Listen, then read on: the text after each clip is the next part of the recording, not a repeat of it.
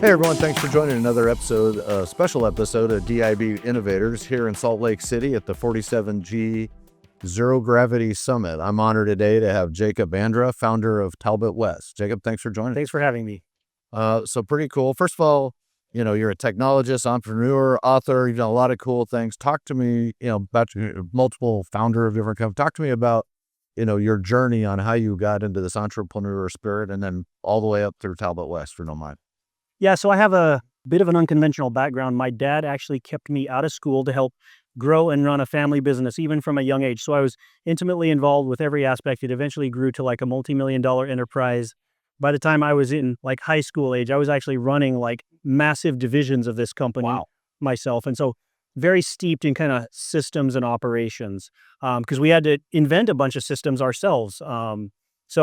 Very steeped in that, have been an entrepreneur my whole life, grown multiple businesses. Today, Talbot West is, you want me to just dive right into what we do? Jump in. Yeah, so Talbot West is my main focus of attention today.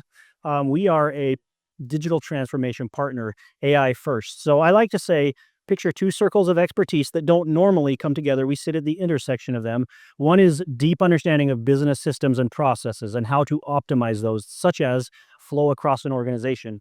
The second is deep understanding of AI machine learning technologies, the full spectrum, not just LLMs, but including them, because everybody today is obsessed with LLMs. There's much more out there, as you know, and how to apply the latter to the former, finding the leverage points, how processes can be improved by the application of AI and machine learning. Oh, very cool. What spurred you to, start this company? Well, my good friend Steve Carfiat from Oracle grew and ran their developer innovations team. He watched my progress, told me you need to start a consultancy teaching people how to do what you're doing because I was already applying this stuff to some other ventures. I took him at his word, said, I want to jump on this, get on this. It's a growing trend. And then I convinced him to leave Oracle to come join me. So he's my co-founder, but he brings a very impressive pedigree. I'm kind of more on the systems optimization side. He understands full technical architectures, bottom to top, been doing this for the Fortune 500s from his role at Oracle. So very, very strong. And then we have a strong bench of talent to support us. Yeah, that's very clear. And so it's come up in a couple of the panels. We talked a little bit. People have talked about in startups bringing like an AI czar, if you will. Would you consider that kind of how you would define a capability set you have? Yes, from a systems-wide perspective. So if you're only focused on the technology, you're going to actually be missing a lot of the picture because with a lot of our clients, you actually have to look at the human elements, the systems and processes, all the different organizational stuff that's adjacent to the AI solution. If you're too myopically focused on the solution itself, I believe this is why the MIT study that said 95% of AI projects don't see meaningful ROI. I don't believe they were scoped correctly and that all of the adjacencies, precursors, and dependencies were attended to make them successful. So we're looking at the entire picture, not just myopically focused on the AI component. So how does AI actually meaningfully drive change? What does it depend on within the organization? People need to actually use it. The data sources that need to feed into it need to be ready and mature. You might have some other stuff that you have to do to get ready and attend to those adjacencies. And when you do all that, then magically things work. Give me a case study. Give me an example of where you came into a company and were able to apply, your consultative, perspective to help them. Absolutely. This is one that just happened last week, and it's a perfect example of why AI is not the entire picture. I'm consulting a client. It's an engineering firm, and I'm saying, let's start with your entire business development pipeline. How does work come into your company? And they're talking. I say, stop, hold on, let's back up. I heard something there. You told me that Division X drives 60% of customers, but it's kind of a loss leader for you. So 60% of your customers start with Division X and then end up converting to these other divisions. But you don't make much money on Division X. I said, are the salespeople and the people who interface with your customers, the customer service people in Division X, trained on how to ask the right questions to discover whether these customers need your other divisions? No, we'd never thought about that. Okay, well, I can help you with an AI solution that would be a kind of a coach, really easy to spin up in ChatGPT. Most of our solutions go far deeper than a ChatGPT, but create a custom GPT on how these customer interfacing people can actually get prompts I'm dealing with client, XYZ, and, here's what we're dealing with. How can I upsell them on other divisions? What questions can I ask them to discover whether they need our other services? I said, I guarantee you start doing this. AI is only one small part of the picture, but process change and actually seeing the opportunity for what it is the 90% of it in this particular The instance. challenge in that one, right, is you could get there without, and I'll use AI because AI can have the full context and understand thousands of objections Yeah. and highlight the most important ones, objection handling opportunities. You could do that without it. It just takes a lot of training and enablement, and then the human mind doesn't remember everything. In this case, AI is the force multiplier, but if you were only focused on the AI, you would have never spotted that opportunity. Right. And this one thing could potentially, I believe, drive massive revenue increase for the company by just leveraging this one little decision point. And then there are other instances where AI can do things that have no human precedent. Pattern matching, pattern recognition, the sort of thing you were talking about with cybersecurity, where you're cross-correlating multiple signals. Human analysts are terrible at that. So there are AI capabilities that have no human precedent. There are AI capabilities that are force multipliers, but the process is largely human.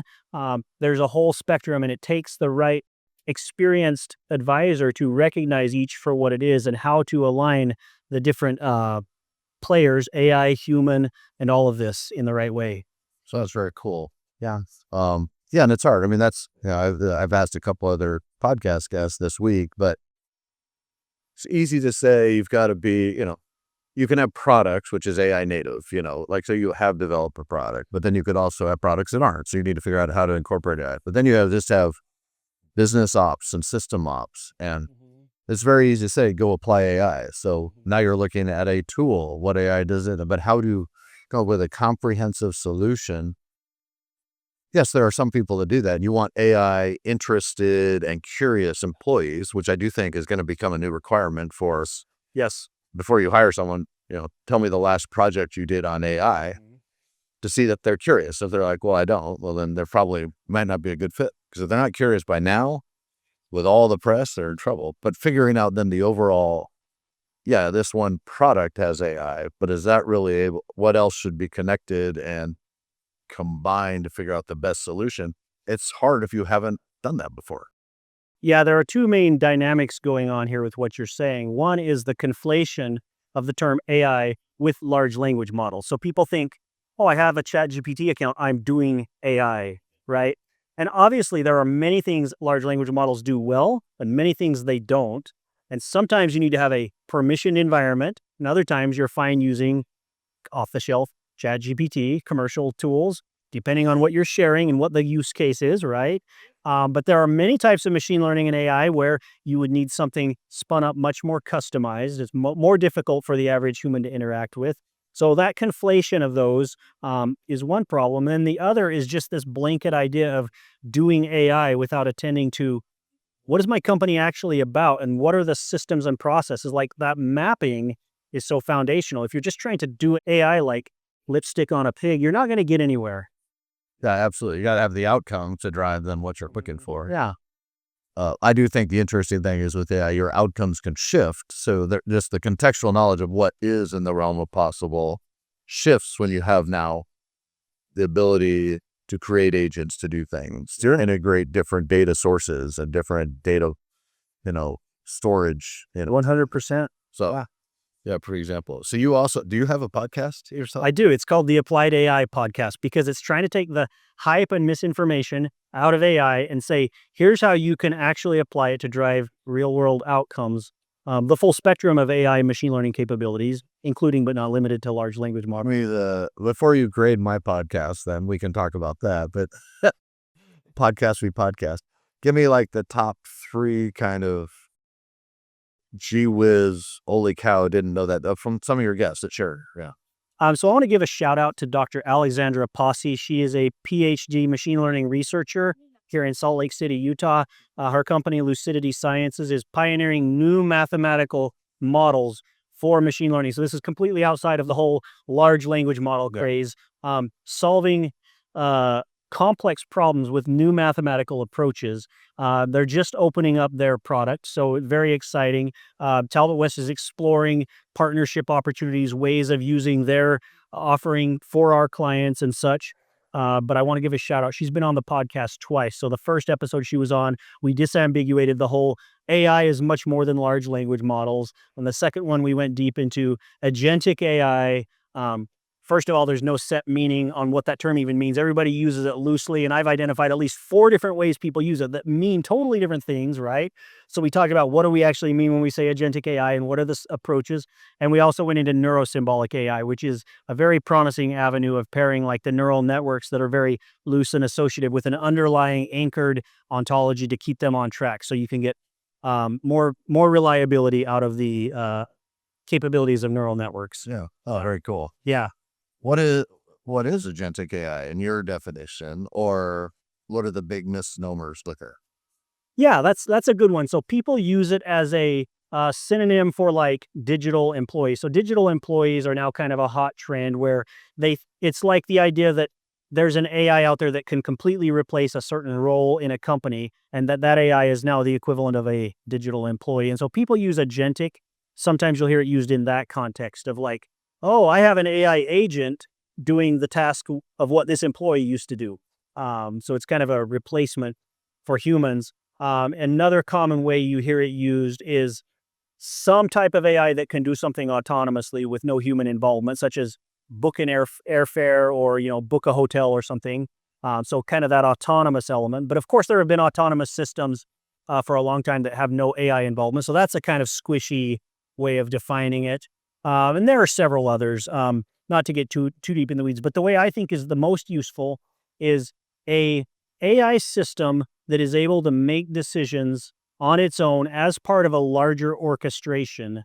So you might have some very complex business process that involves multiple sub-processes, each of them needing to make decisions on their own, and then feeding into a larger orchestration. And I think that's the most useful term and where the industry is going. Yeah. So with this AI, especially in that model where they're making decisions, some customer-facing business decisions, talk to me about AI security and AI framework design so that those don't go haywire and crush your company. Exactly. So we're big on several things. One, as you build these ensemble frameworks where you have multiple sub-processes orchestrating together, you can have them checking each other. So, for example, you could have a module that is simply the quality control agent, and when another agent runs its subroutine, it has specific criteria to basically query against. This one can't proceed, or things can't proceed to the next level until this quality control agent has signed off on it, and it has very specific standards. It has one job: check against these standards before work can proceed. So that's one way, and that works in specific types of contexts. And of course, human in the loop is another one, where if it is highly critical and the nature of it is likely to, introduce errors, you would just pause everything till a human steps in, validates, and then it can proceed. So there are several different checks and balances you can build into the system that way. Yeah. So here's my thesis with some of the agents, especially we're replacing. So let's use an example that's out there: BDR or SDR. So business development rep, sales development rep, they're doing outbound calls. Yeah. They're really trying to find customers or people that are interested that you could replace with that. So yes, there's an agent that can do a lot of that. But the way I see it is you have human now almost like agent managers. So they're BDR managers, and they're monitoring maybe 10 agents doing this, because the piece that I think is forgotten a lot, but at least when people are thinking about this, the training and the, verification of the output is so important, because they can get off and go. So that, do you see it the same way? Is it when you guys look? I do. Or? And by the way, the definition of agentic AI I used, I would not call that agentic Right. AI, but again, it's a loose term. There's no authority on what agentic AI means. But yes, these assistants that can perform the outbound calls with a human sitting behind them, ready to take over or ready to steer them, kind of monitoring it. That's, I think, very critical, not to just release these into the wild with no human oversight. Absolutely. Yeah, that's cool. So the next, 3 to 5 years, where do you see us both on the agentic side and just AI in general, as it's changing these startup companies in the tech space? How do you see, adoption? capability shift?